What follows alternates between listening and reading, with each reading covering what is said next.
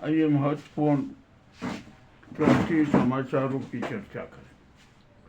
देश में बहुआयामी अराजकता के जनता त्रस्त है, महंगाई से त्रस्त है और देश का हर परिवार अपने आप में विचलित नजर आ रहा है। वो चैन से सो भी नहीं पा रहा। स्थिति बेहद ज़्यादा गंभीर होती जा रही। खाड़ी युद्ध ने तो हमारी आर्थिकता को भी प्रभावित कर दिया। देश भयंकर संकट में। सरकार के दावे होते हैं कि यहाँ किसी प्रकार की कमी नहीं है, किंतु सड़कों पर नज़ारे दूसरे ही नजर आते। गैस सिलेंडर के भाव में वृद्धि हो गई। मैं अभी चार्ट देख रहा था तो गैस सिलेंडर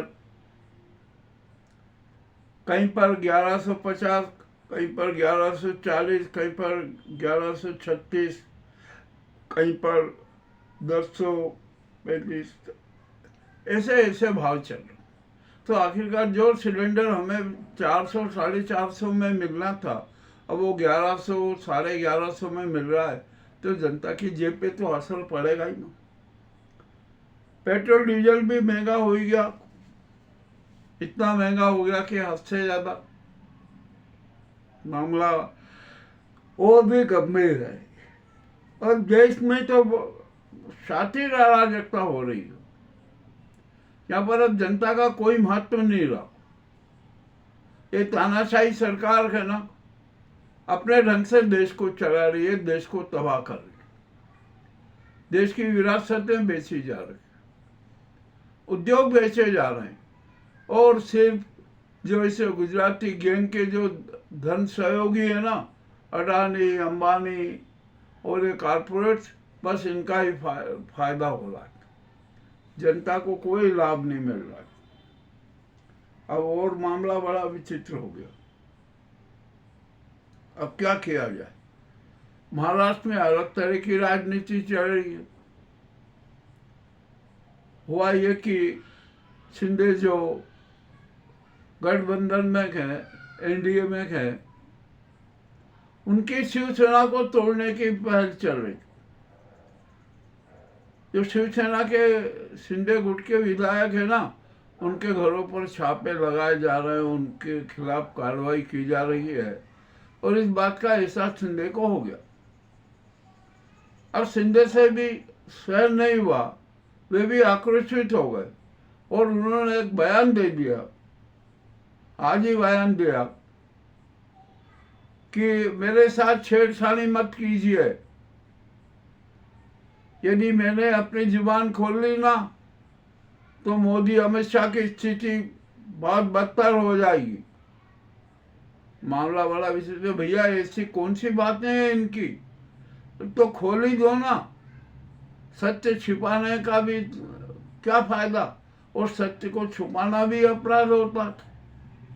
और आप जानते हैं इनको कि ये नाजीवादी लोग हैं, किस तरह का व्यवहार करते हैं, क्या करते हैं, कैसे षड्यंत्र रचते हैं।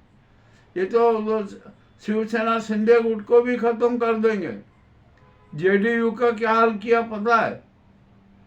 टीडीपी के खिलाफ क्या क्या कर रहे हैं, ये भी किसी से छिपा नहीं है। मामला और ज्यादा गंभीर होता जा रहा है। इनका तो लक्ष्य के षड्यंत्र रचो, हर तरह के षड्यंत्र रचो, चाहे जिस तरह के षड्यंत्र रच सकते हो रचो। अरे जब जो सरकारें और जो नाजी लोग जब न्यायाधीशों को नहीं छोड़ते हैं, न्यायाधीशों के खिलाफ षड्यंत्र रचते हैं, उनके परिवारों के खिलाफ षड्यंत्र रचते हैं, तो ऐसी सरकार क्या क्या नहीं कर सकती? सब कुछ कर सकती है। और यह मोदी जी है, एफटीन में इनका फाइल में इनका नाम है। और मधु पूर्णिमा ने कितने घिनौने आरोप लगाए, ये भी किसी से छिपा नहीं है। एक और महिला ने इतना गंभीर आरोप लगाया है कि यदि एक इंसान होना नैतिकता वाला इंसान हो, सामाजिकता वाला इंसान हो, तो शर्म के मारे डूब मरे। परंतु ये मोदी जी है, इनको शर्म कभी नहीं आएगी। भैया शर्म क्यों आए? ये तो विष्णु के अवतार है ना, नॉन बायोलॉजिकल भी है। विष्णु